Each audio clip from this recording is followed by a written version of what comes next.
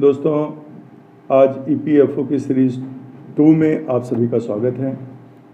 जैसे मैंने बताया कि सबसे पहले EPFO के बारे में मैंने प्रोविडेंट फंड ऑर्गेनाइजेशन के बारे में बताया कि उसके कार्य क्या थे और क्यों ज़रूरी है कर्मचारियों के लिए, कर्मकारों के लिए, उसका काम क्या है और उससे बेनिफिट क्या है। उसमें बहुत सारे प्रश्न आपके पूछे जाएंगे।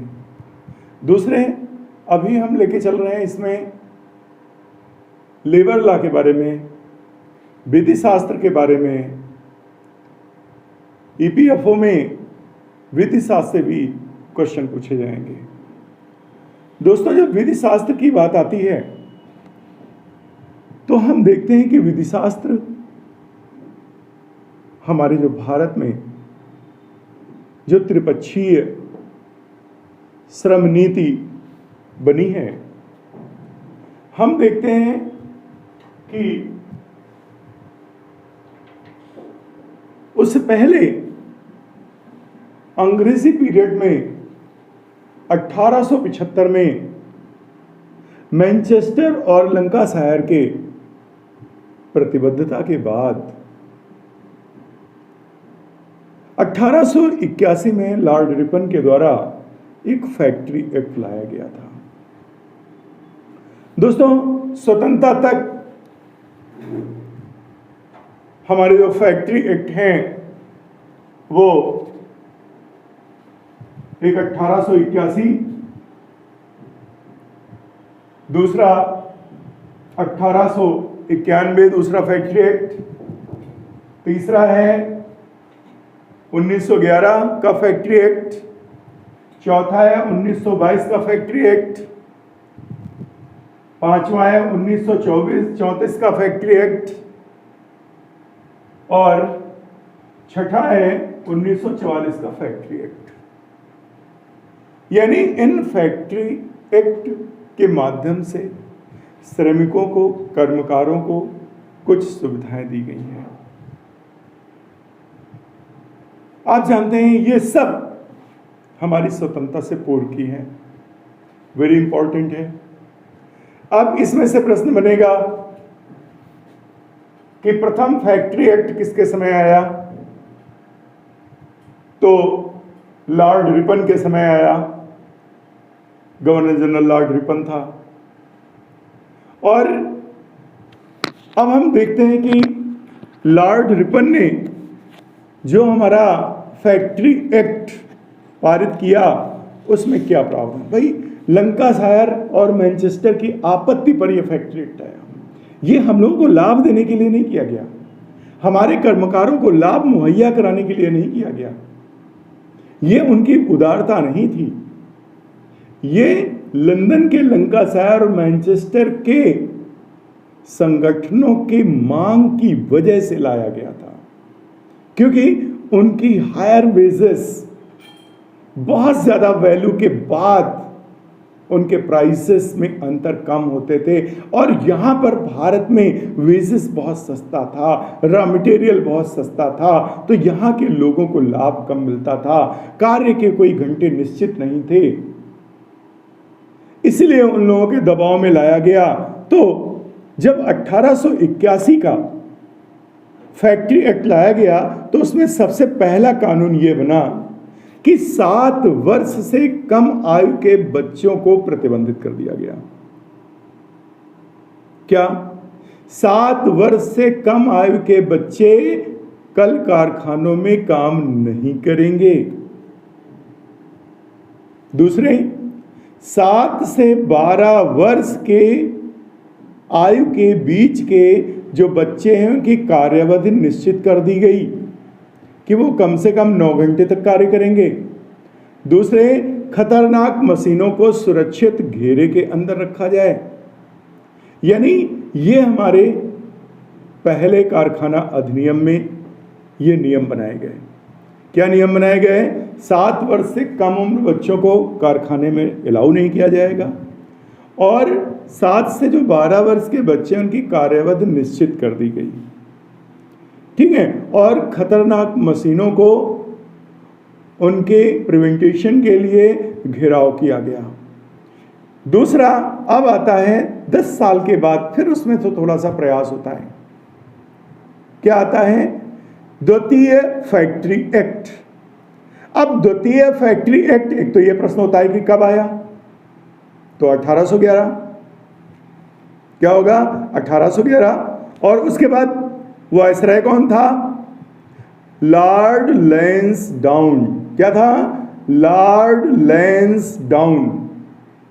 दूसरा प्रश्न है, दूसरा, कारखानों में नियोजित बच्चों की न्यूनतम आयु अब 9 वर्ष कर दी गई। अभी देखिए 7 वर्ष तक के प्रतिबंधित कर दिए गए थे, अब यहां पर न्यूनतम आयु 9 वर्ष। 9 वर्ष से नीचे के बच्चे कारखाने में कार्य नहीं कर सकते। दूसरे, 9 से लेकर के 14 वर्ष के जो बच्चों को मात्र 4 घंटे काम करने के निर्देश। 9 से लेकर के 14 वर्ष के बच्चों को केवल 4 घंटे ही काम कराया जा सकता है। क्लियर? और इसके साथ साथ कर्मकारों को, श्रमिकों को प्रत्येक दिन के मध्याह्न में क्या है? 1.5 घंटे का अवकाश तथा सप्ताह में 1 दिन का अवकाश। अब जो दूसरा कारखाना अधिनियम आया, यानी 1891 में आया, लैंसडाउन के नेतृत्व में आया, तो क्या किया गया? 9 वर्ष के बच्चे कम से कम, 9 से 14 वर्ष के बच्चों के लिए कार्य अवधि 4 घंटे, और दूसरे श्रमिकों के लिए 1.5 घंटे का मध्याह्न भोजन श्रम करने के लिए, जिससे तरोताजा हो सकें। और दूसरे, सप्ताह में 1 वर्ष की, सप्ताह में 1 दिन की अवकाश, यानी 1 छुट्टी। क्लियर? अब उसके बाद तीसरा फैक्ट्री एक्ट आता है 1911 में। तीसरा कब आता है? 1911 में। 11 में कौन है? गवर्नर या वायसराय कौन है? Lord Hardinge. कौन है? Lord Hardinge. 2 प्रश्न यही बन गए। गवर्नर जनरल कौन था? Lord Hardinge. तीसरा फैक्ट्री एक्ट कब आया? 1911। अब इसके प्रमुख प्रावधान, बच्चों को शाम 7 बजे से सुबह 5 बजे तक कार्य करना प्रतिबंधित कर दिया गया। जो ये बच्चे अभी 4 घंटे का कार्य कर रहे थे, अब इनके आवर्स निश्चित कर दिए गए कि शाम को 7 से लेकर सुबह 5 बजे तक उनको कार्य में नहीं लगाया जा सकता। क्लियर? और पुरुषों के लिए 12 घंटे का कार्य निश्चित कर दिया गया। पुरुषों के लिए क्या किया गया? कार्यावधि 12 घंटे निश्चित कर दी गई। क्या विशेष काम किया गया तीसरे कारखाना अधिनियम में? तीसरे कारखाना अधिनियम में पुरुषों के लिए कार्यावधि 12 घंटे निश्चित कर दी गई, और बच्चों को शाम 7 से लेकर सुबह 5 तक प्रतिबंधित कर दिया गया। क्लियर? अब इसके बाद आता है चतुर्थ फैक्ट्री एक्ट, यानी चौथा कारखाना अधिनियम। क्या? चौथा कारखाना अधिनियम कब आया? फिर आफ्टर 10 ईयर्स, 10-10 सालों का अंतराल अभी तक होता चला आ रहा है, यानी ये आया 1922 में। चतुर्थ फैक्ट्री एक्ट, कारखाना अधिनियम 1922 में। और वायसराय कौन था? Lord reading. कौन था? लॉर्ड रीडिंग, यानी 1922 में। किसमें? 1922 में। अब 1922 में क्या किया गया? बच्चों की उम्र अब 12 से 15 तक निश्चित कर दी गई। देखिए धीरे धीरे सहूलतें मिल रही। अब ये अभी भी समझ लीजिए, सारी सहूलतें उनकी उदारता बस नहीं मिल रही हैं। किस लिए मिल रही हैं? लंकाशायर मैनचेस्टर के विरोध पर वहां के जो व्यापारिक संघ हैं और भारतीय व्यापारिक संघों के बीच प्रतिद्वंद्विता के परिणाम स्वरूप ये लाभ मिल रहे थे।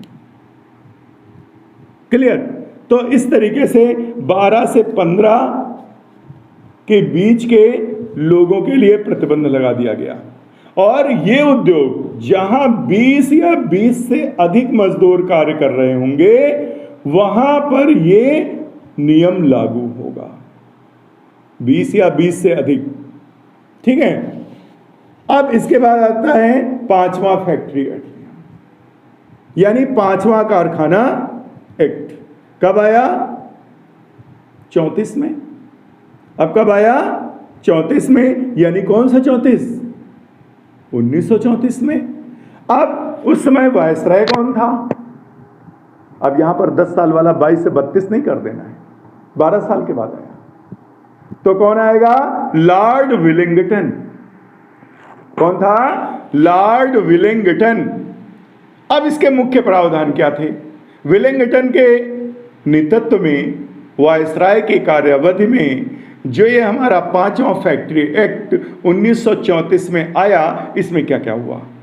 नंबर 1, मौसमी तथा दैनिक मजदूरों एवं कारखानों में अंतर किया गया। जो डेली चल रहे हैं और जो मौसमी चल रहे हैं उनमें अंतर कर दिया गया, डिफरेंट कर दिया, वर्गीकृत कर दिया गया। यानी मौसमी और दैनिक कारखानों को क्या कर दिया गया? डिवाइड कर दिया गया, अलग अलग कर दिया गया, दोनों के रूल अलग हो गए। दूसरा, नंबर 2, मजदूरों को चिकित्सा सुविधा प्रदान की गई। क्या हुआ भाई? वहां लंकाशायर मैनचेस्टर में चिकित्सा भी देते थे तो उनका महंगा पड़ता था, यहां चिकित्सा देनी नहीं पड़ती थी। तो अब क्या हुआ? श्रमिकों को चिकित्सा मुहैया कराई जाएगी, चिकित्सा सुविधा दी जाएगी। दूसरा क्या हो गया? बच्चों की कार्यावधि घंटे 7 निश्चित कर दी गई। जो बच्चे काम करेंगे उनकी कार्यावधि कितनी कर दी गई? 7 घंटे निश्चित कर दी गई, 7 घंटे से ज्यादा नहीं कर सकते हैं। अब इसके बाद आती है 6वीं फैक्ट्री एक्ट, यानी 6ठा कारखाना अधिनियम। क्या आता है? 6ठा कारखाना अधिनियम। अब ये कब आता है? 1944 में। क्या आता है? 1944 में। अब 44 में कौन था? लॉर्ड वेवेल थे। कौन था? लॉर्ड वेवेल थे। अब क्या होता है? मजदूरों को इसमें भोजन की सुविधा दी गई। क्या दी गई? मजदूरों को भोजनालय की सुविधा दी गई। अभी उधर आपने सुना था 1.5 घंटे के भोजन अवकाश था, अब यहां पर भोजनालय की सुविधा दी गई, यहां खाना मिलेगा कम रेट पे, किसी को पेट भर सके।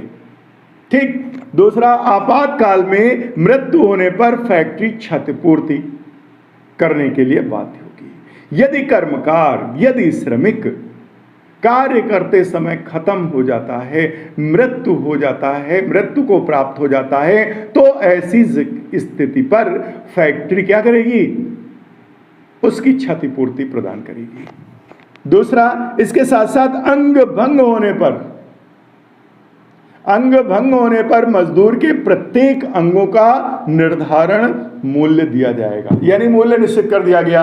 अंगूठा कटेगा तो कितना पैसा मिलेगा, उंगली कटेगी तो कितना पैसा मिलेगा, हाथ कटेगा तो कितना पैसा मिलेगा, पैर कटेगा तो कितना पैसा मिलेगा, आंख चली जाएगी तो कितना पैसा मिलेगा, उसके हिसाब से वो क्षतिपूर्ति करेगा।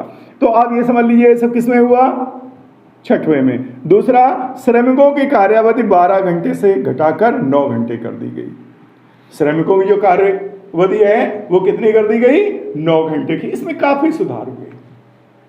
जो 12 घंटे काम करता था, लेबर 12 घंटे काम करना बहुत मायने होता है, उसको 6वें कारखाना अधिनियम में मात्र 9 घंटे कर दिया गया। क्लियर? और क्या किया गया? अंग भंग होने की स्थिति में फैक्ट्री के द्वारा उसकी क्षतिपूर्ति की जाएगी। सब अंगों का रेट अलग अलग कर दिया गया, कौन सा कितना इंपॉर्टेंट है उसी हिसाब से क्षतिपूर्ति की जाएगी। और दूसरे आपातकाल में कहीं उसकी डेथ हो जाती है तो उसकी क्षतिपूर्ति। अब देखिए, इस तरीके से हमारा जो है पहला फैक्ट्री एक्ट 1881 में लॉर्ड रिपन के समय आया।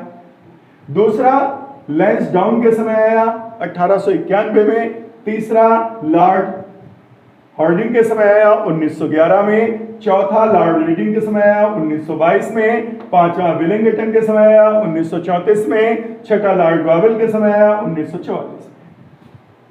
क्लियर? अब आप देख लीजिए, औद्योगिक विधि शास्त्र में सबसे पहला फंडा आपको ये बताया जो वेरी इंपॉर्टेंट है, हर जगह वो चीजें क्लियर भी नहीं करते हैं। और दूसरे उसके बाद जो हमारी नई श्रम नीति है, जो हमारे स्वतंत्र भारत की श्रम नीति है, उसे प्रवेश करा देते हैं, जिससे कि अंग्रेजों के द्वारा बनाया गया कारखाना देने के बाद भारत में हम प्रवेश करा देते हैं। तो ये हमारा नई श्रम नीति कब बनी? 28 अगस्त 1948 को पारित कर दी गई। काहे में? संसद में। कब पारित की गई? 28 अगस्त 1948 को पारित कर दी गई। क्लियर? और उसके बाद 1 अप्रैल 1949 को लागू हो गई। यानी 1 अप्रैल 1949 को यह नीति लागू हो गई। अब इस नीति को कहेंगे क्या? जो नई श्रम नीति है वो है त्रिपक्षीय श्रम नीति। कौन सी है? त्रिपक्षीय श्रम नीति। अब आप देखो, त्रिपक्षीय श्रम नीति में आखिर 3 पक्ष कौन कौन से होंगे? 3 पक्ष कौन कौन से होंगे? तो नंबर 1 क्या हो जाएगा? व्यवसाय संघ, जो कर्मकारों का प्रतिनिधित्व कर रहा है। नंबर 1 क्या हो जाएगा? व्यवसाय संघ, व्यापारिक संघ, व्यवसायिक संघ, कैसे भी कहिए, जो कर्मकारों का प्रतिनिधित्व कर रहे हैं। क्लियर? यूनियन। समझ में आया? दूसरा, नियोक्ता, किसके अंडर में काम कर रहे हैं, स्वामी कौन है, कंपनी कैसी है। क्लियर? क्योंकि कर्मकार किसी नियोक्ता के अधीन काम कर रहा है। और तीसरा पक्ष, सरकार। यानी अब देखिए, लोक कल्याणकारी सरकार है ना, इसीलिए श्रम नीति में त्रिपक्षीय श्रम नीति लागू की गई। कब लागू की गई दोस्तों? 1 अप्रैल 1949 से। देखिए, सब महत्वपूर्ण प्रश्न हैं। और उसके बाद ये पारित कब की गई थी? पहले पारित हो गई थी। कब पारित हो गई थी? 28 अगस्त 1948। इसी तरीके से मैंने ये आपका EPFO का जो सीरीज 2 थी विधि शास्त्र के रूप में, मैं यहीं समाप्त करता हूँ। धन्यवाद।